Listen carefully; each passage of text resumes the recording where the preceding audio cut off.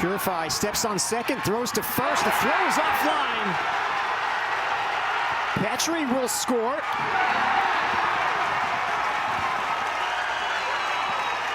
Oh, are they gonna call interference on Wojda for laying there? Yes, I think so.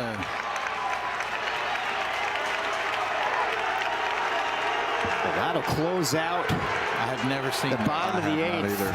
Are they gonna? Is the run gonna count?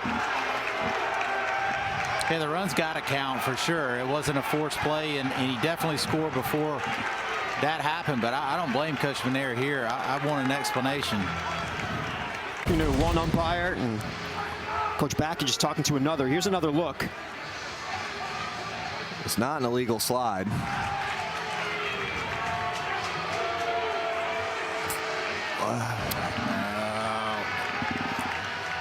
I have never seen that. Well, just because we haven't ever seen it doesn't mean that it can't happen. So here we have a retired runner interference play. As we take a look at the big three for rule sets, the National Federation, NCAA, and OBR. With this play taking place in an NCAA game, let's look at that one first. NCAA 5-3 states that if the batter runner continues to advance or returns or attempts to return to the runner's last legally occupied base after being put out, that alone shall not be considered as confusing, hindering, or impeding the fielders. There's much more that's happening here. The runner is put out. The runner's not continuing to advance. So in this case, the umpire shall call offensive interference and call out the runner on whom the play was attempted or would have been attempted. So R1 was already out. They're attempting a play on the batter runner who's coming into second base. He's properly called out here. The rule sets again generally agree here. OBR says any batter or runner who's just been put out or any runner who's just scored hinders or impedes any following play being made on the runner, such runner should be declared out for the interference of his teammate.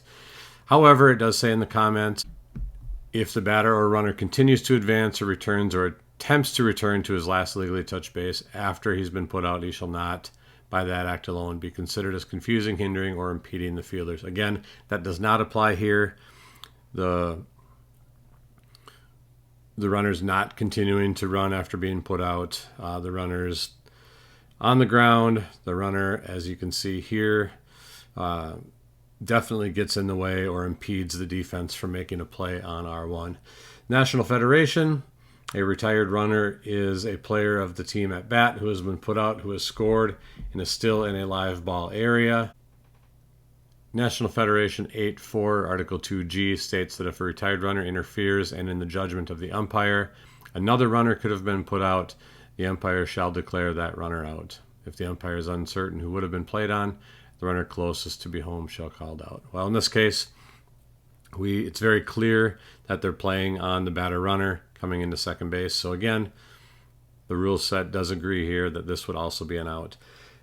I just want to caution us when we have these plays that just running the bases after you've been put out is not interference. If that was the case, the defense would simply be coached to throw the ball at the retired runner to get an interference call. So remember, just running the bases by itself is not retired runner interference. You need something else, and this is a great example of that.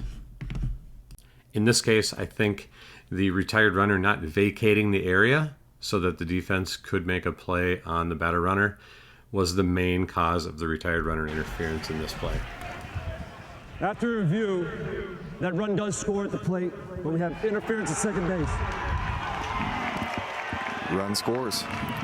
So they'll put the run back on the board. Petry scores. They do call into... The other interesting part of this play is that because the retired runner interference was the third out, we had a time play at home plate. So at the time of the interference, did the run score or not? And that is what the crew was reviewing with replay. And in this case, they did determine that the run scored prior to the interference.